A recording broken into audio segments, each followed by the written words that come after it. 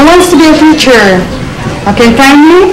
Kindergarten naman ang gustong turuan ni Tiny Miranda pagdating ng panahon. Maliit pa lamang daw siya'y hilig na niyang maglaro ng teacher-teacheran.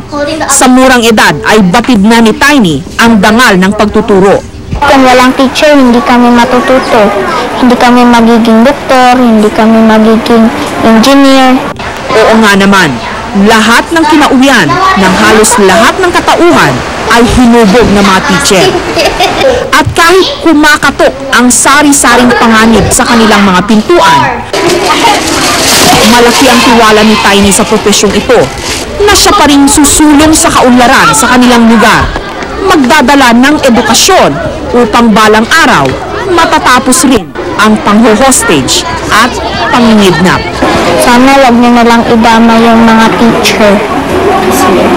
Kasi wala naman silang ginagawa sa inyo eh. Tapos sila na nga magtuturo sa inyo. Tapos ikikidnap niyo pa.